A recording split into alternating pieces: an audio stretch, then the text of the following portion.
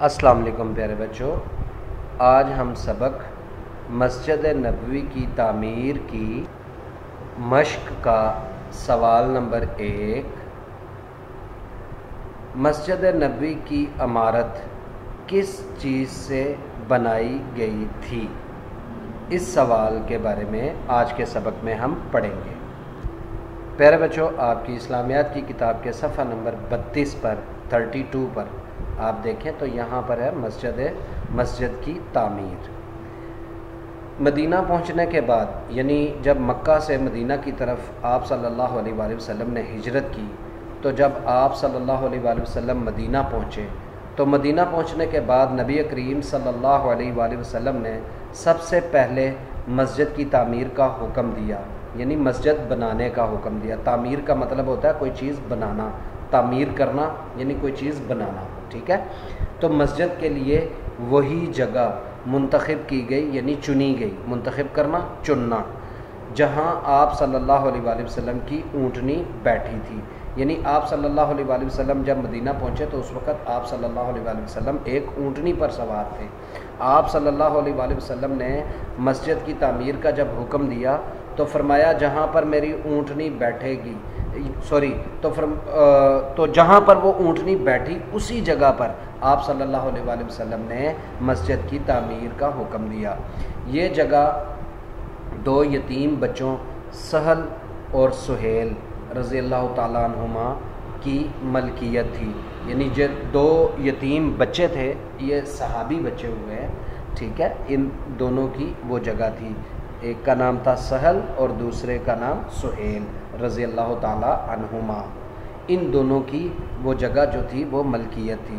انہوں نے یہ جگہ آپ صلی اللہ علیہ وآلہ وسلم کی خدمت میں بغیر معاوضہ کے پیش کی۔ بغیر معاوضہ یعنی بغیر کسی قیمت کے، بغیر معاوضہ بغیر قیمت، معاوضہ کہتے ہیں قیمت کو، کسی چیز کا معاوضہ یعنی کسی چیز کی قیمت۔ تو انہوں نے یہ جو جگہ تھی جو مسجد نبوی کے لیے آپ صلی اللہ علیہ وآلہ وسلم نے منتخب کی، ان بچوں نے وہ جگہ بغیر کسی قیمت کے، بغیر معاوضے کے آپ صلی اللہ علیہ وآلہ وسلم کی خدمت میں پیش کی، مگر آپ صلی اللہ علیہ وآلہ وسلم نے وہ جگہ بلا قیمت لینے سے انکار کر دیا۔ آپ صلی اللہ علیہ وآلہ وسلم نے یعنی بغیر معاوضے کے، بغیر قیمت کے، مفت میں وہ جگہ لینے سے انکار کر دیا۔ تو رسول صلی اللہ علیہ وآلہ وسلم نے مسجد نبوی کی جگہ کی مسجد نبوی کی جگہ قیمت ادا کر کے خریدی، یعنی آپ صلی اللہ علیہ وآلہ وسلم نے اس جگہ کی قیمت ادا کی ان دو یتیم بچوں کو۔ مسجد کی تعمیر کا کام شروع ہوا، یعنی مسجد کی تعمیر یعنی مسجد کو بنانے کا کام، تعمیر آپ کو جیسے بتایا بنانا۔ تو مسجد کی تعمیر کا کام جب شروع ہوا تو آپ صلی اللہ علیہ وآلہ وسلم نے پہلا پتھر اپنے دستے مبارک سے نصب کیا۔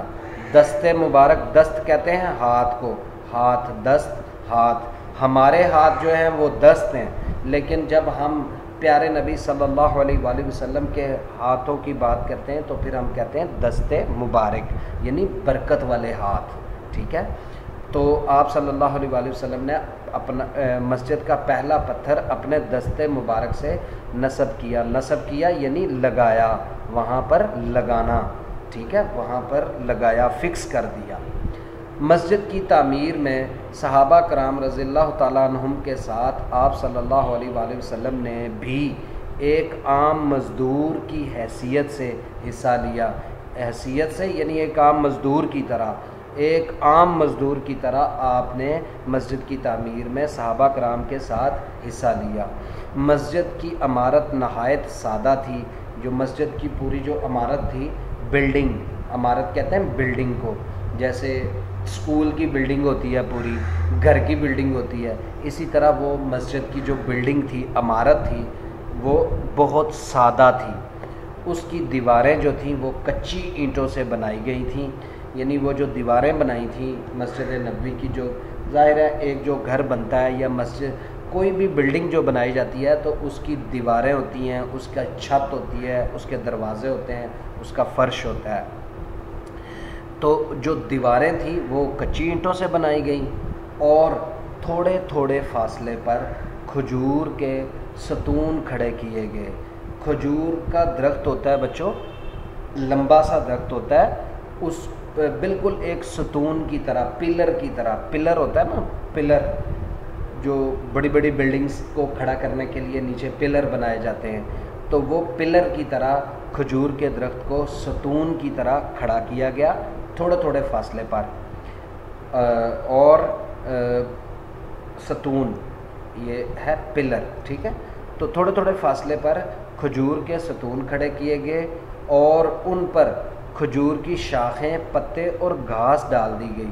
یہ جو ستون کھڑے کیے گئے ان کے اوپر کھجور کی شاخیں، پتے اور گھاس ڈال دی گئی، جو کہ مسجد کے چھت کے طور پر، یعنی وہ ستونوں کے اوپر جو کھجور کی شاخیں، پتے اور گھاس ڈالی گئی تھی وہ مسجد کا چھت بنایا گیا تھا۔ اس زمانے میں اسی طرح ہی بنائی جاتی تھی۔ ابتدا میں، شروع میں، ابتدا کا مطلب ہے شروع میں مسجد کا فرش کچا تھا، یعنی مسجد جو تھی اس کا فرش جو نیچے تھا وہ کچا تھا، مٹی کا تھا، ٹھیک ہے، مٹی تھی فرش پہ۔